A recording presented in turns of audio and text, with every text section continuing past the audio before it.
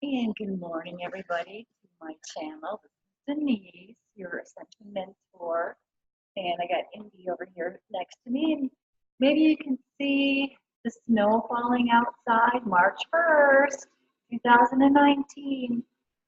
Last night, we had such horrible, horrible winds. And I'm grateful that this morning it is nice and calm and we got Charlie Brown snow falling this morning. This is typical for living up in the mountains of Colorado.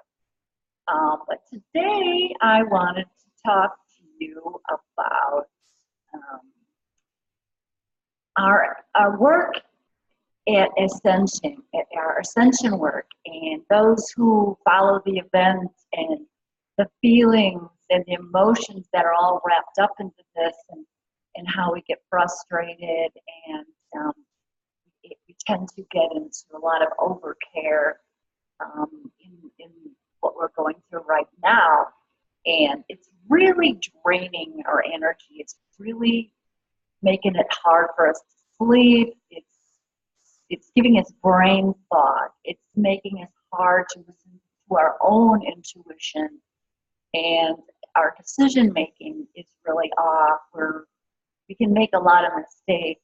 And today I just wanted to kind of touch a little bit on that and what we can do to get our own information as far as Ascension and the event. I mean, everybody else is doing it. How come I can't do it myself? A lot of them are doing the work. And so I'd like to start out this chat with a little meditation that can really set the pace for what we're going to talk about today. And we call this one, with HeartMath Institute, we call this heart-focused breathing. And I've talked about it before, but I'm going to lead you through this before we really get cracking. And I think it'll help shift your attitude, and it might be interesting to find out actually what emotion and feelings you are at right now. Those of you who work with me, you'll know exactly what I'm talking about, and you'll be able to just boom right through this and get some more insight. So let's start out by putting our hand on our heart. Because when you put your hand to a certain part of your body, what you're doing is you're bringing awareness to that area. So when we're putting our hand to our heart, we are bringing awareness to our heart center. And so when we bring awareness, we also want to imagine that we are breathing through our heart center. And so let's begin to breathe. And just breathe calmly. Just breathe your normal breathing. Don't force anything. We don't want to force it. Just let it flow in and out at a normal pace. We'll do this for a few breaths.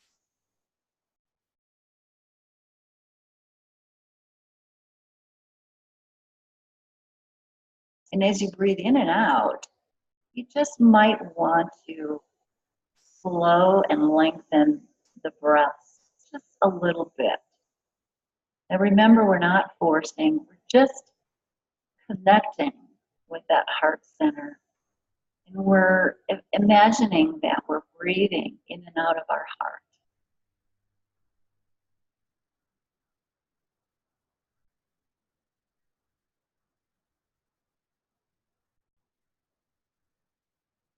And as we do this, connect with your body. Do you have any areas of your body that you're holding tension? Do you have any aches and pains or anywhere in your body? How does your body feel?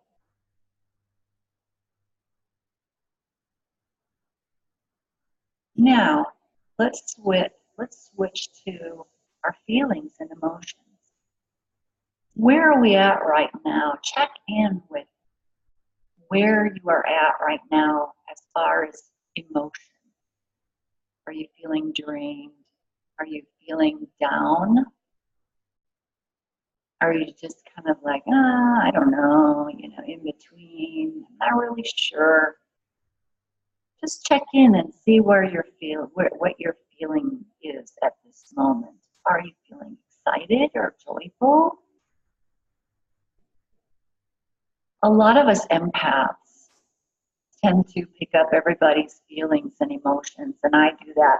Mornings can be very hard for me, and I have to check in. I have to do my heart focused breathing and work through my heart, because that's where all the answers are. That is our psychic center. That's where our intuition is, all through the heart. And so I have to check in through my heart center and ask myself, are these thoughts and emotions my own? And if they're not, let's breathe them out and let them just sink into Gaia, and let Gaia transform these emotions and these thought forms that are not mine into a greater good. So for you empaths, who are really not sure the emotion or thoughts you have right now are yours, or even if you just feel kind of off today or down, just release those. Let them sink down into Gaia and let her take those.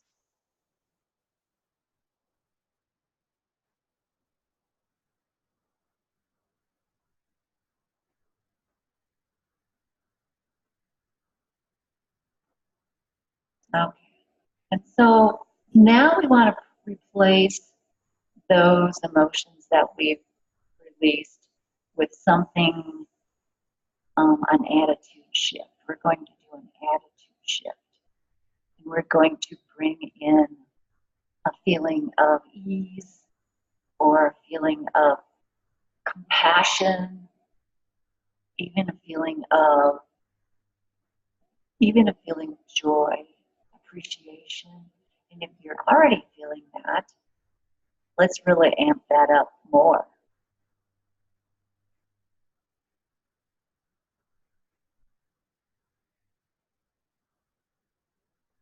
So once you gathered a certain feeling or emotion that you want to connect with, see if you can connect that or associate that with something in your life that brings you that feeling.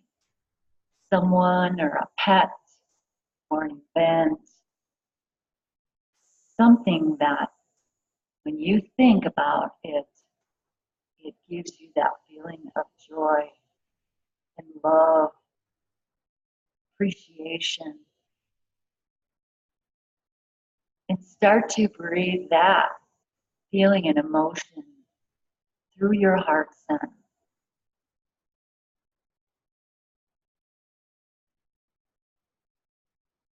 And feel for the subtle changes in your body.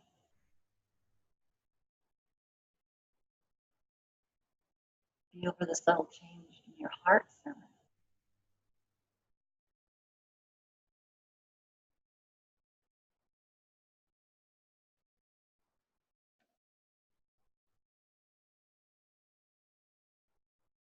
Okay. This is something basic and simple that we do with heart math.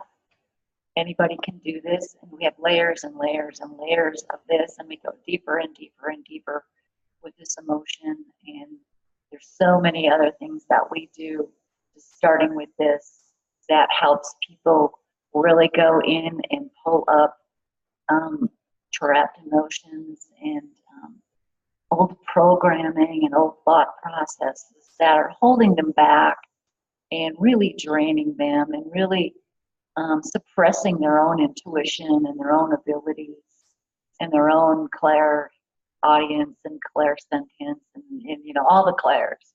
And so we have many, many of these meditations that we teach our clients. So this is a very simple thing, and this is something that you can do as many times a day as you want. Do it when you wake up in the morning, do it when you go to sleep at night. And there's just so many layers of this, and there's so many things that we can add to this. But this is what I wanted to start out with. And I just might start out doing this with each one of my videos. So today I wanted to talk about Overcare and how it can turn us turn our beliefs, a lot of our beliefs, into fanatical type beliefs. And I'm going to dedicate this talk today to someone who I love very much. And it's the person on, it's this one over here. This is my daughter and my grandson. But this is my sister-in-law, Debbie. She passed away a couple of weeks ago. And it was part of someone that was in a state of overcare. And her husband is a Seventh-day Adventist. Am I saying that right? Even though she was not really involved in that religion, he had been really pushing it on her. And I saw her in September, and it was not the same person. I hadn't seen her for a few years, though I talked to her on the phone all the time, and it was not the same person. It was the shell of who she was. She was very vivacious, very loving, caring, just a light of that family storm. My husband and her had a large family. There were 6 siblings. And she was kind of like the black sheep of the family. Everybody was always on her case. Debbie, her name is Debbie. And her husband, though she nursed him through cancer 10, 15 years ago, her husband's religion and his overcare about his beliefs said that you don't go, he really, after his cancer, he really delved deep into this religion. And he was, got to be really fanatical about it. So when she was ill, he denied her medical intervention. And I saw her in September, and here it is March, and she just passed away at home by herself a couple weeks ago. And come to find out, she had cancer in her colon, but it had spread throughout her body. And I know when I saw her in September, she was already full of cancer, and she was very ill. She was almost acting like she had a stroke. Her speech was slurred, and her face and her neck was all swollen, and it almost looked like she had a goiter on her neck. And so this is this is a product of someone who is in a state of overcare. They have taken their beliefs to such a high precipice that it pushed her over the edge, and she, passed away from it. And we see this a lot. We get into something, and we put so much care and attention to it that it causes suffering to others, and it causes suffering to ourselves. Something as simply as just draining our energy. Being around a person who is in such a state can be very draining, because you don't know if you're going to say something that's going to offend that person's belief. And so the family, maybe they were afraid to offend his belief, and so they were in a state of overcare, not wanting to offend him and say, hey, there's something wrong with your wife, might want to seek attention for her. And nobody did that, and so she passed away. And we see this in a lot of medical, your physicians and your nurses. They're in such a state of overcare because they are bound and determined to fix, most of them, not the ones who are working for Big Pharma and have been consumed to the dark side, and all they care about is writing prescriptions and, feeling the materialism that, they are living for. I'm talking about the true caregivers, the ones who care deeply. And what happens is they care so much, so deeply, that they need to fix these people, even though a lot of people who come to see them, are just seeking the white pill. They're not seeking to do their own work. They want somebody to do the work for them. And so these caregivers end up burning out. You see so many of them that, have drug issues, painkiller, they're using the pills that they're pushing. And, a lot of them, it just sends them over on the edge because they haven't come into a state of balance where they care about someone enough to guide them in the right direction for their healing and guide them to take responsibility for their own healing and leave it up to them. This is the knowledge I have. This is what I have available to you. But I would also like you to take part in your own healing and your own growth. So, that is a state of balance, and that is what a lot of healers today should be doing.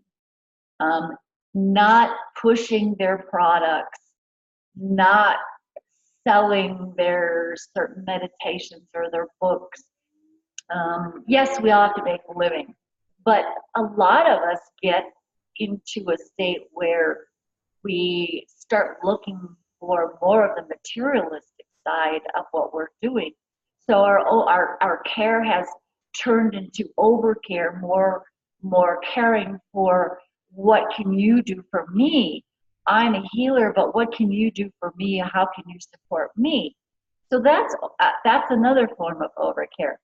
And it's just like the event where everybody is looking to all of these other YouTubers and channelers for the definitive word that is going to suddenly, change their whole world, and they're going to be in the fifth, sixth, and seventh dimension. They don't take responsibility for their own journey. They're not taking responsibility for what their heart center is feeding the field. We're all energy. All of this is energy. It's like it is a hologram. And it's up to us to what we are feeding the hologram. What are we creating? What is our thought process and our emotions creating? We see so much of the zombie apocalypse and the vampire stuff, and it's like, yeah, everybody's waiting for this to happen because, oh, how cool is that? Wouldn't it be cool to be part of that? So we do have the choice and the ability to create this event in any manner that we see fit. And there's so many different levels and so many different ways people see this. Not one person sees the universe the same way. Not one person sees this event the same way. We all have our own interpretations, our own speculations, our own perspectives. The only thing that we can come together on to forward this movement is coming together in heart coherence. All of the indigenous tribes, your Native Americans, your East Indian, your gurus, your Aborigines, all of them, this is something that they knew about, and this is what I'm talking about today, and the meditation that I gave you, though basic it was, is one of the deepest secrets that the gurus and the Native American medicine people know about, working through the heart, because the heart is that connection, and I've said this before, it is the connection to the divine, the gods, the goddesses, and that's where we're all working towards. We need to come back to this, because if we can all come together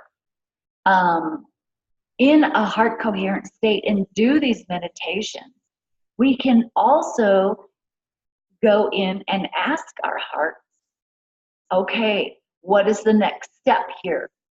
And our heart will tell us, and we will all get this information, and we can all share this information, and we can all start to be on the same playing ball field, let's say. So we really have to really step back and really think about where our overcares are. I mean, even as far as our meditation, some of us, we really tend to get into overcare with our meditations. Oh, I'm meditating for, 3-4 hours a day, and but really, it's almost like overkill. We're doing that too much. It's kind of like we're not going with the flow. We're paddling upstream. We overdo it. We overdo it. We overdo it, and we're forsaking everything else that is around us. And I'm just using meditation as an example. I'm not saying meditation is bad. Meditation is good. But for those of us who are in Ascension, or we have overcare with following a certain person. We put too much stock into what one person is saying. And, it might be good for that person who is saying it, but not everything that person is saying might be good for you and your journey. And by putting too much attention and overcare to that one person, it is slowing down your own work. You are giving your power away to that person. You're letting that person come up with all of the answers for you, and then you're just following along with that. Same as religion. Religion does the same thing. We have to put all of our attention and our care onto this one God or the person standing on the pulpit. Everything goes there, like give it, we've heard it before, give it to God. But that is not the answer. The answer is in doing our work. And that is where the wisdom comes in. We're all seeking knowledge. We all want that definitive knowledge that's going to take us to the other side. And we didn't come here for that. We came here to learn and to grow. We came here to do the work. We came here to experience the journey. So what we need to do is when we get the information, like the meditation that I gave you in the beginning of this video, we need to take that and we need to do the work. We need to utilize that into our daily practice. Like I said, it's like yoga. So much of us put so much stock into yoga, and we tend to get into a little bit of overcare with our yoga. That's all we do. And it's good, but it's just one aspect of all of what else is out there and available for us. We are limiting what else is out there for us. And so by integrating and doing the work, taking the knowledge and saying, hey, I think I can do this too. I think I have some answers. That is what we came here for. We came here to get our own answers. The event, the ascension, all of that is inside. It's right here. And by doing this internal work, we are going to start being just like all those other people that we look up to. Instead of looking up to them, by working through this, it will rise us up to our level, and we'll say, hey, this is what I'm getting, and I'd like to share this. And I want to tell you how I came about this. And there's other people like me who are doing this. And we're just growing, and we're doing great things in the world. And my life has changed completely to where I don't care about clicking hours and hours on YouTube and listening to other people, because I'm living it. I am living it. I'm living in joy and bliss, and abundance is coming my way. And I'm out there helping people. And when I help people, it makes me feel so good. It's like I'm home when I'm doing this. And I learn to let the negative emotions and negative aspects of my life just melt away. They're no longer important. And I'm just so happy, and I look forward to waking up each and every morning because I'm already there. And I am seeing everybody else who is doing it, and I'm on their level too. I'm not just listening to them and looking up to them. I'm actually experiencing it for myself. I am at their level, and I am part of this. I'm just not sitting around going, I don't know what's happening. I don't feel any of this. So this is what I wanted to talk about today as far as overcare. It is draining. It is limiting. It stops us from our own personal growth. We all came here to experience this. We all came here with a mission and a job, and we're just not doing the work. We say we're awake, but by listening to the gurus and not integrating what they're saying and turning it into wisdom, it's not really helping us along our path. So I'm just saying, it's time for us to get out there and do the work. It is a practice. It's not a white pill, and I've said this before. And many of us are doing the work. Many of us we are living the life. We are creating. We are integrating. We are bringing it in.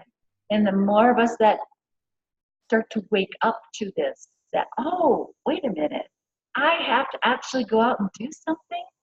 I have to actually work through this. I have to actually start asking this for the answers, my own this for my own answers. Oh, I get it now. Okay. So that's what I just wanted to talk to you about today.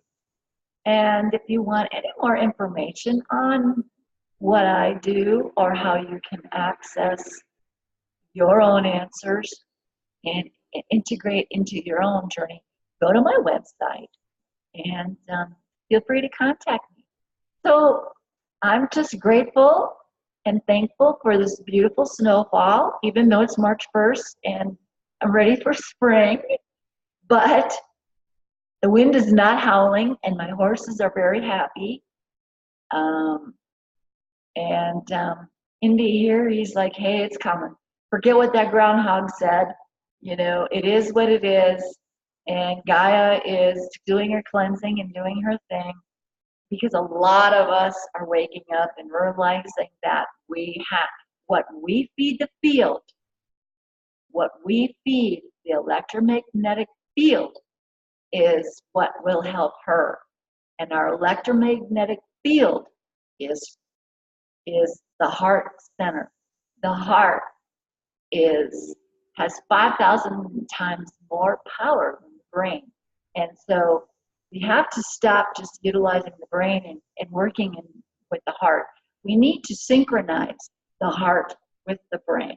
We need to get them to work together. And when we work together, when the brain and heart is working together in coherence, we are feeding coherence into the field. And the more people who do this, the more we are recreating a harmonious, coherent electromagnetic field. So let's all be responsible for what we are feeding the field. And you'll hear this more. I will say this over and over and over again until it's done, until it's completed, and until we are all there. Okay? Because maybe today you didn't hear everything I said. And maybe the fourth video down the road, I'll say, what are you feeding the field? It'll click. And you'll go, oh, she's been saying that. I actually get what she's talking about now. So, okay, guys, we will talk to you soon. And let's feed the field coherently.